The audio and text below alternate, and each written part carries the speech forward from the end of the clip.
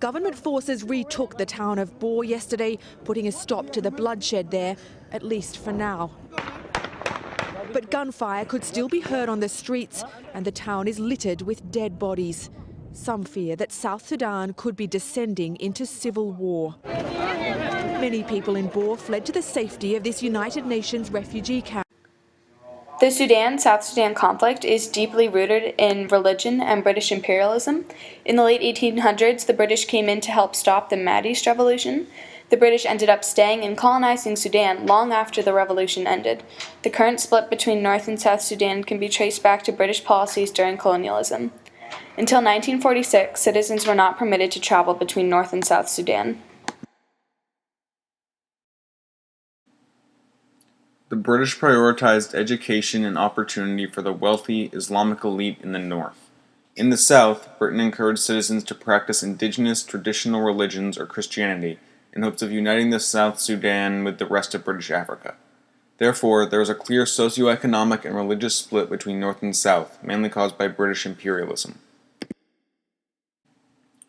The Second Civil War, from 1983 to 2005, was incited by increasingly aggressive Islamization by the North. For example, Islamic law was declared as the law of the government, and Arabic was made the national language. In 1989, Jafar Numeri was overthrown in a popular uprising.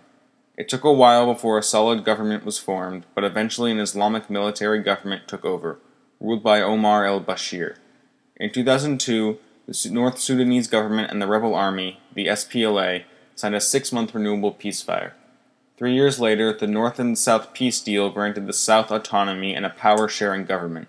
Significantly, it also included an option for the South to vote on seceding after 6 years.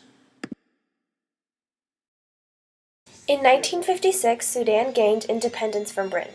Power was consolidated in the north, which marginalized the southern Sudanese, who didn't have adequate representation in the government.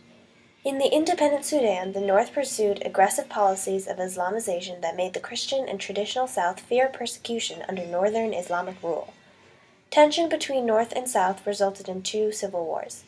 The first one, from 1955 to 1972, was fought between the Anyanya, the southern guerrilla army, and the northern government military. In 1972, the Addis Ababa Treaty, signed by Northern President Jafar Numeri, granted self-determination to the South. However, this northern government took advantage of loopholes in the treaty to exploit the South for its oil. In 2011, 6 years after the peace deal was signed, the South voted in favor of full independence and seceded from Sudan to become its own country, South Sudan. After the secession of South Sudan from Sudan, the main issues at hand were division of resources, compensation for losses during the Civil War, investigation of human rights infringements, reconstruction and rebuilding of the country, and how to deal with the rebel forces. Also, one of the issues at hand is the question of genocide. The UN has determined that genocide has not been committed, but there are human rights violations that are just as reprehensible that need to be brought to light and justice.